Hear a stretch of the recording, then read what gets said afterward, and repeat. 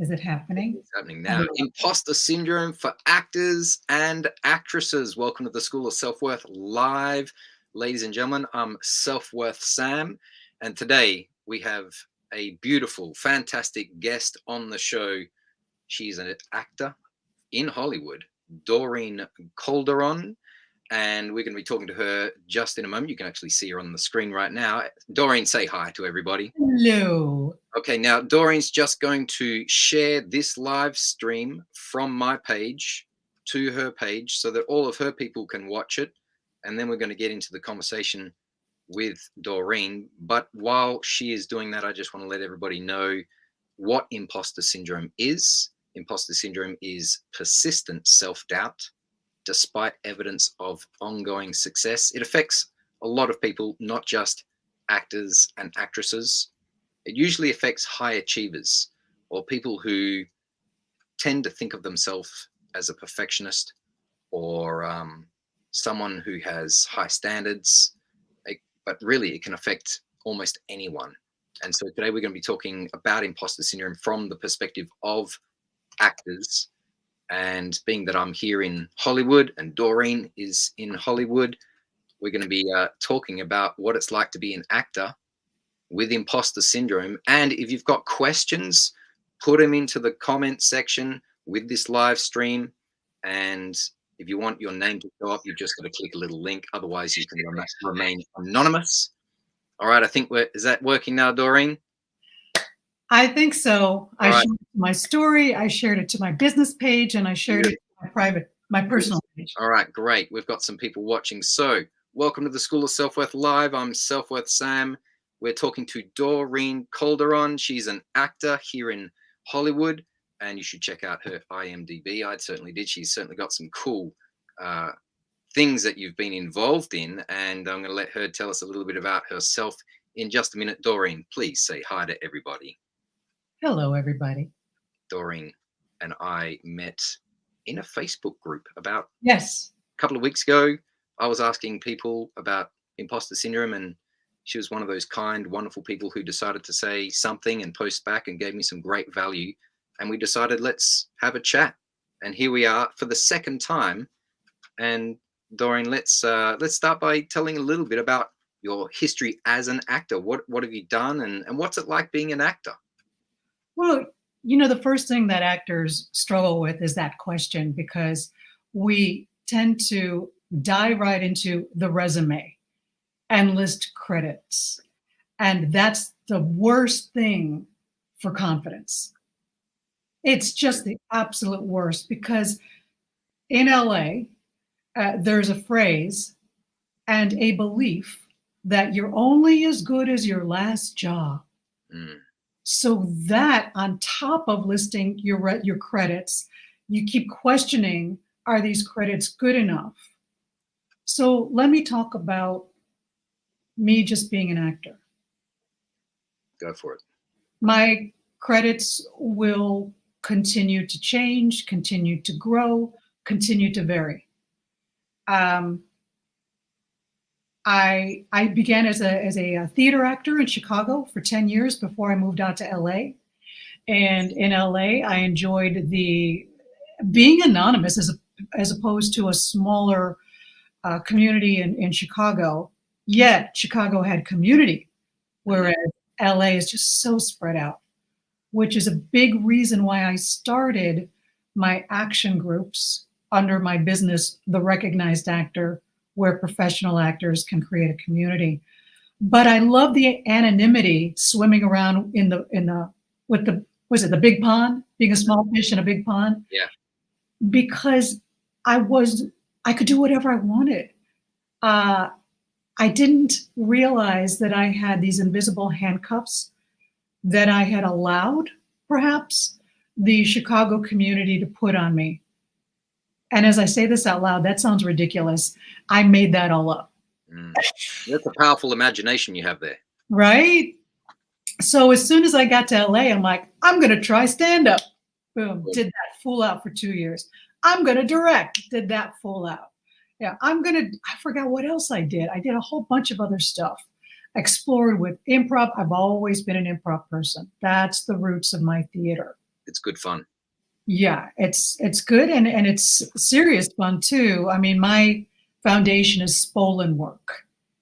Tell us about that quickly. Viola Spolin was a woman who worked with the Jane Addams Hull House back in Chicago at the early part of the 20th century, or mid part, I forget, early mid, where she was working with immigrants, and there was a language issue, right? People would just come off the boat or cross the border. So she used improv to get people's stories out there. And I'm explaining it very poorly, but it is fascinating. Or was it Jane Addams who did that? And then Spolin took that idea. See, look it up. But this is the foundation of, before the committee was the committee, before the Compass Players, before the Second City, all of that, which, I had the pleasure to tour with the Second City when I was in Chicago.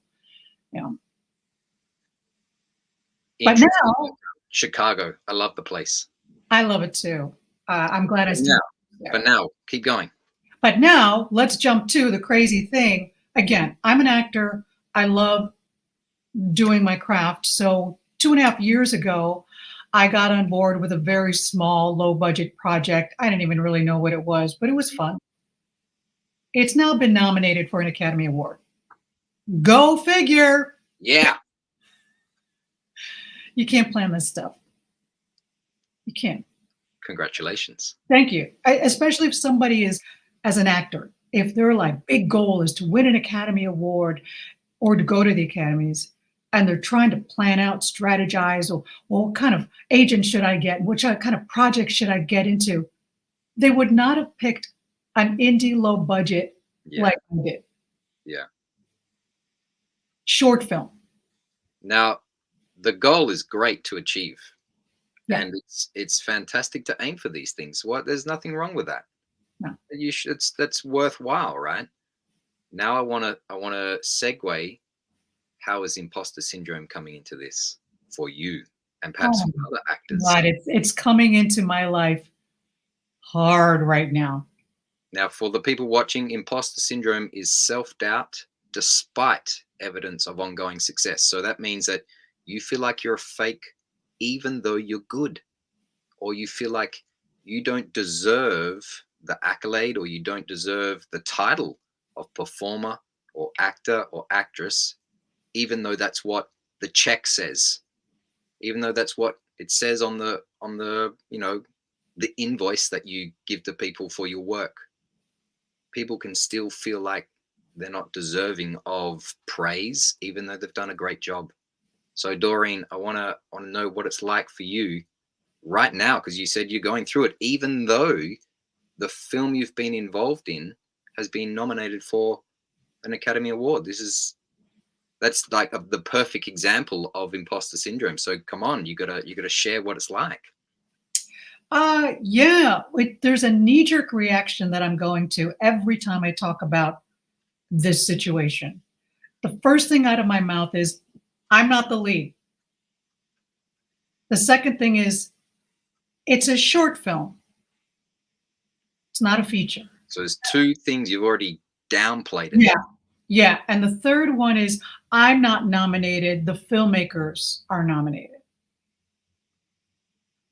I keep distancing myself from it. You keep minimizing yourself, even though you are part of something that is a winning film, or potentially. Yeah. And many actors and actresses probably do this because of the exact same reasons. And that's not it's not a good place to be in. Not at all. And what it does, what I've noticed is, it's stopped me from exploring and enjoying this particular ride. And what I mean by the ride is any events or photo ops and things that I don't even know about.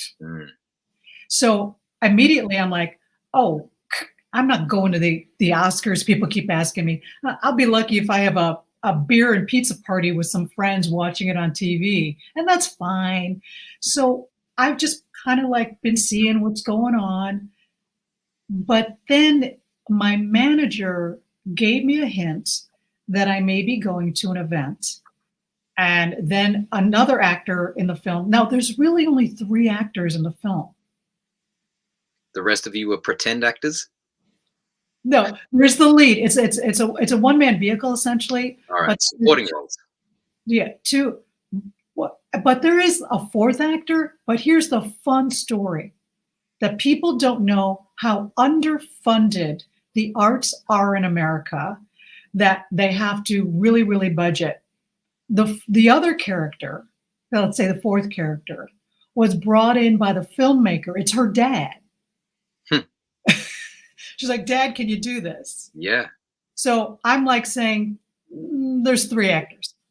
Uh, and so another one of the actors in the film asked me if I was going to a film festival this week. And I'm like, oh. So then something clicked. I allowed a friend of mine, an old friend, I would never normally consider, see, I would feel like I'm taking advantage of her. She has worked in high-end retail all of her adult life. And she took me shopping a couple weeks ago. I've never done that. And people, if you have something on your bucket list to do, get somebody to be your personal shopper. It is eye-opening, it's freeing, it's fun. So in time, then I now I have these outfits. So I went to a film festival yesterday. I went to a Q&A last night. I forgot what else is in store for me. Oh,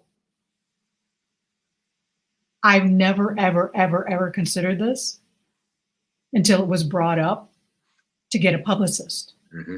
So I have 2 of them who are willing to work with me this late in the game.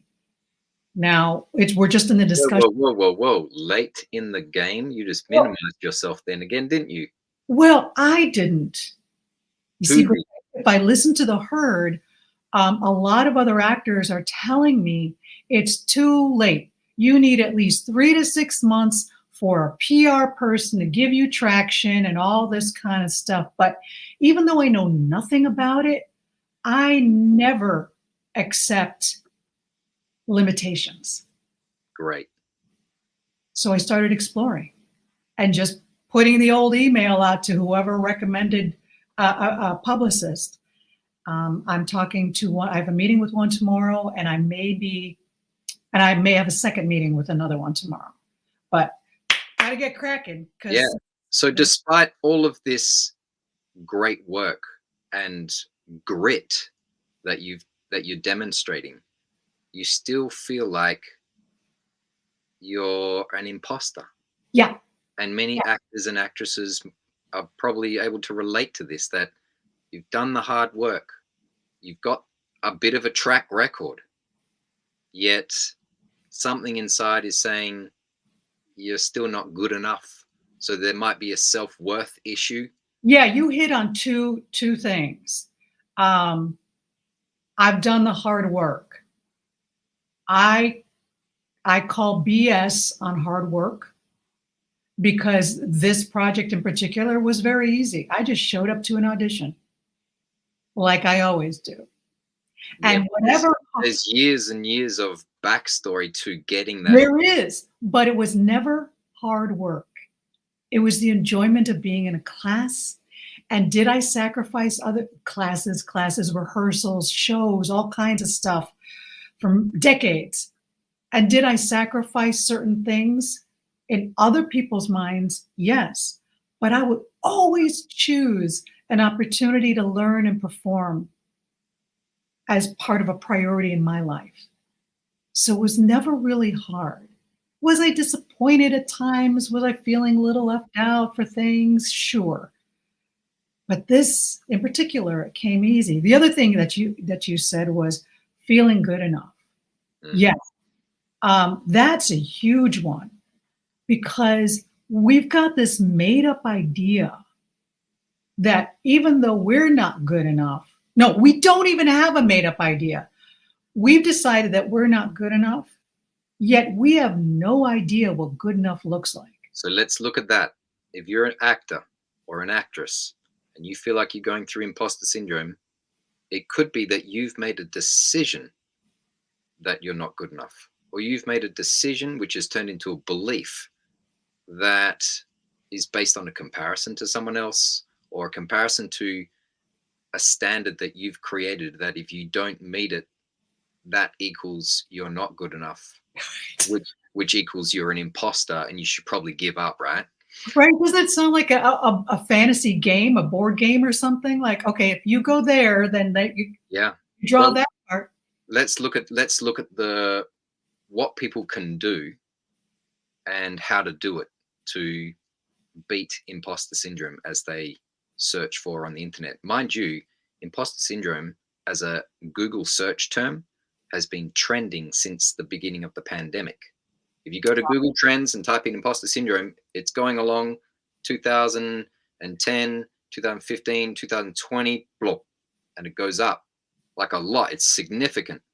And that's, I don't know if it's specifically actors and actresses, but I'm guessing it's anybody who had a job. Yeah. There's a lot of people who had a lot of time on their hands suddenly, especially people who worked in show business, who had a lot of time on their hands. And when you have a lot of time on your hands, you're not working, that's when the self-doubt can kick in, and you're like, shit, maybe I'm not as good as that person. What if I don't get work? And the looping, what do they say? Idle hands makes the devil's work easy. So we have the devil and the angel in our own head. Yeah. We're our best friend and enemy at the same time. So what I'm encouraging you to do, and for actors and actresses watching this, is to love both sides of yourself. Love the love the confident actor in you, the one that knows that you've got the street cred and the skills, and love the part of you that doubts yourself, because then you're being whole and authentic. We want people to love us for who we are, but most of the time it's like, well, I only want people to love me for one side of me, instead of the good and the bad. And so I'm encouraging people, if you want to know what to do as an actor and actress, is to love that part of yourself, or love both parts of you, and go, yeah, look, sometimes I'm fantastic as an actor. Sometimes I feel like a fraud, and love that part equally. And you think, oh, how can I do that? And you think, well, how is being an imposter or feeling like an imposter a service to you and other people? And you start listing reasons, and you really have to dig deep here. You go, okay, well, imposter syndrome has helped me perhaps to be humble, Right. to reflect, to relate better to other people, To be likable. Yeah, so there's lots of things. Perhaps the benefit of imposter syndrome is to make you, or to encourage you to get a better perspective, or bigger perspective of yourself, to expand yourself, and as a result get a bigger repertoire of the roles you can play. Yeah, I think what's fun about imposter syndrome is knowing that it's something we've made up. And as soon as we start noticing that we feel that way, we no longer have to live in it. Right? So I'm going through it, but I'm very aware that I'm going through it. And I'm very aware that it's bull. That's what's fun about it. When we talk about beating something or overcoming something, I have found no easier way than to just notice. It's a good start. That I'm doing that thing. And instead of judging me doing that thing, I can go, well, I'm doing that thing. Now, you've got a good point. Noticing imposter syndrome, I mean, acknowledge the problem, right? That's the first thing with any problem. The research. That's not what I said exactly. Not acknowledge the problem, because then we acknowledge that it's real. Acknowledge what we're thinking. Right? And we're thinking, like you said, we're not good enough. We're comparing ourselves to others. I forgot the other one that you said that was really good. But Not feeling deserving. what was the good enough thing? But there was more. But those thoughts, because those thoughts are what are the makeup of imposter syndrome. It can't live on its own. It's not a thing out there. It's not a thing that visits us. It's something that's formed as soon as we start thinking these thoughts. Yeah, yeah. This has been a great first conversation, don't you think? Are we done? Well, that was 20 minutes. Ladies and gentlemen, if you're watching, we only plan to speak for 20 minutes. And if you've got comments or questions for me or for my guest, Doreen, please put them in the comments below this video whenever you're watching it. And we'll do this again. I think that we should do this for people, and maybe it might be popular. But Doreen, is there anything you would like to, I mean, we could talk about imposter syndrome all night long, but we might just wrap it up there. But is there any final thing you want to say about imposter syndrome for actors right now? I think so. That it exists as long as we rely on outside validation. Yeah, so give yourself the validation. Give yourself permission. Now, Yes. I have loved having this conversation with you. Would you like to tell people about your website and the community that you are involved in? Yeah. So I own a company called The Recognized Actor. Tagline: when you recognize yourself, the world recognizes you. Every Monday morning, I have a free open discussion called Now What? And it's for experienced actors and artists, actually anybody. But I speak actor language very well, to come and talk about the truth of being an artist, the truth of the industry, and the truth of life. Well, I would like to come to that. Great. It's called Now What? You can find it on my business Facebook page, which is The Recognized Actor. That's very simple. I'm also on Instagram, the.recognized.actor. Beautiful. And that's also my website. Thank you so much for being on the School of Self-Worth Live, Doreen. Thank you, Sam. And thank you to everybody who's been watching. Please leave your comments and questions underneath this video, and we will probably come back and do another video and answer those questions, because I know that imposter syndrome is it's kind of becoming a hot topic. Right. And people want to know, you know, how do I get rid of it? And I'm going to quickly just finish by saying you don't have to get rid of imposter syndrome. But what you can do is love that part of yourself. And if you do, you'll expand who you are and you'll become authentic. You'll become centered. Don't try to get rid of half of you, or don't try to get rid of a part of you that you don't like. Instead, love it, and it will transform that part of you. And you'll become a better entertainer, actor, performer, actress. So I'm going to leave people with that. Doreen, please say goodbye to everybody. Goodbye, everybody. And I wish everybody a great day. If you need to, or if you would like to watch more videos like this, check out my website, selfworthsam.com, or Instagram, selfworthsam.